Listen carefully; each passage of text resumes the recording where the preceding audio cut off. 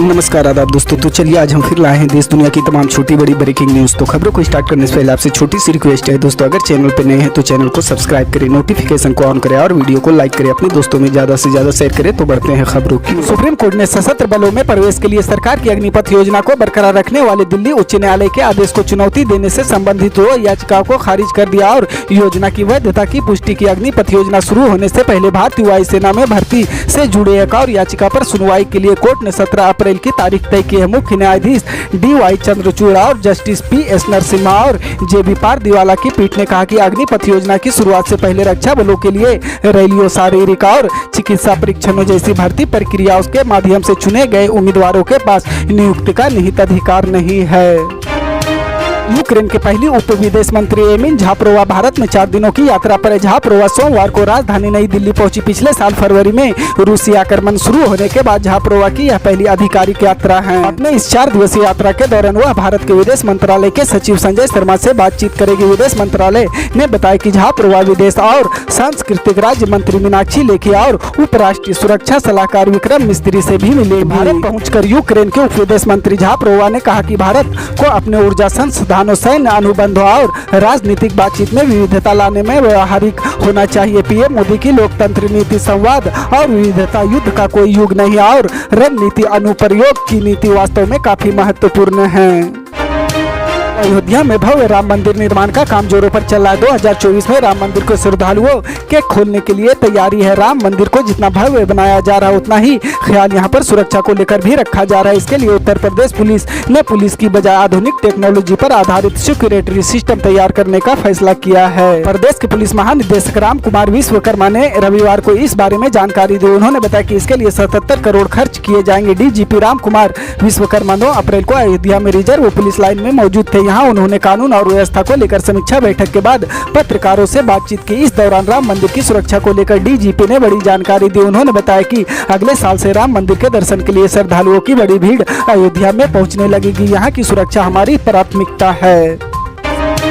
बिहार में शिक्षक अब राज्यकर्मी होंगे और आयोग के माध्यम से शिक्षकों की बहाली होगी। सोमवार को मुख्यमंत्री नीतीश कुमार की अध्यक्षता में हुई कैबिनेट के बैठक में यह फैसला लिया गया। 1ली से 12वीं तक के शिक्षकों की नियुक्ति आयोग के माध्यम से होगी। आयोग का निराधारण राज्य सरकार करेगी। शिक्षकों का अब जिला स्वर्ण होगा। अब ये राज्य की सरकार कर्मचारी कहलाएंगे। इसके अलावा राज्य कर्मचारियों और पेंशन भोगियों की महंगाई भत्ता 1 जनवरी 2023 से 38% से बढ़ाकर 42% कर दी गई है।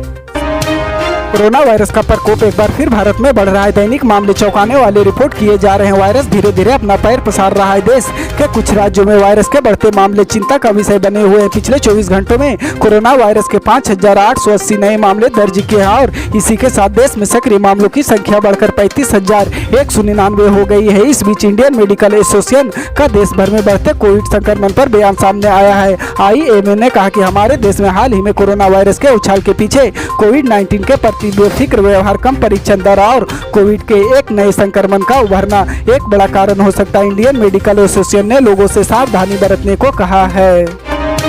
असम मेघालय के बीच चल रहे विवाद को लेकर मेघालय सरकार की याचिका पर सुप्रीम कोर्ट की ओर से जुलाई में सुनवाई की जाएगी। इस याचिका में असम और मेघालय के मुख्यमंत्रियों द्वारा समझौते विज्ञापन पर रोक लगाने को लेकर उच्च न्यायालय में चुनौती दी गई है। सुप्रीम कोर्ट में सोमवार को कहा कि इस मामले में जुलाई में सुनवाई होगी। मुख्य न्यायाधीश DY चंद्रचूड़ और न्यायमूर्ति PS नरसिम्हा और JB पारदीवाला की पीठ ने कहा कि इस याचिका को शीर्ष अदालत की रजिस्ट्री द्वारा सोमवार को गलत तरीके से सूचीबद्ध किया गया। हम इसे जुलाई में रखेंगे। बता दें कि राज्य सरकार की ओर से मेघालय हाई कोर्ट 8 दिसंबर 2022 वाले देश को चुनौती दी थी। इसमें सीमा विवाद के निपटारे के लिए दोनों राज्यों के मुख्यमंत्रियों द्वारा साइन किए गए MOU पर रोक लगा दी थी।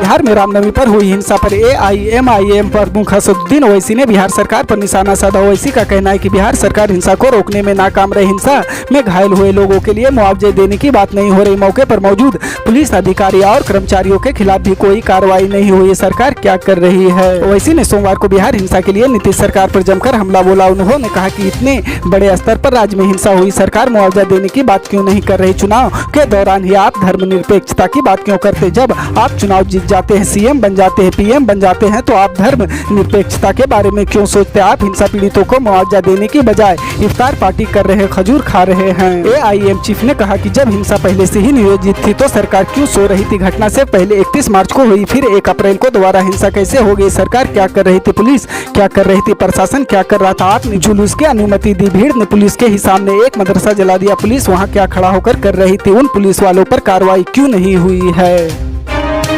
भारत में इस बार बारिश कितनी और कैसी होगी, इसका पहला पूर्वानुमान जारी हो गया है। वेदर रिपोर्ट देने वाली प्राइवेट एजेंसी स्काईमेट ने मानसून 2023 के लिए अपना पूर्वानुमान जारी किया है, जो काफी डरा देने वाली है। बता दें कि इस साल सामान्य से कम मानसून का अनुमान है, यानी कि पहले अनुमान में बारिश सामान्य से कम रह सकती है। स्काईमेट ने बताया कि LPA यानी कि लॉन्ग पीरियड कवरेज का 94% बारिश होने का अनुमान है। स्काईमेट के प्रबंधक दिनेशक जातिन सिंह ने एक बयान में कहा कि ला निका के खत्म होने के बाद अब आने वाले दिनों में अल नीनो दस्तक देने वाली है, जिसके कारण मानसून के कमजोर रहने की संभावना बन रही है। पल पल की अपडेट जानने के लिए जुड़े रहे आप न्यूज के साथ। मिलते हैं अगली बड़ी खबर में।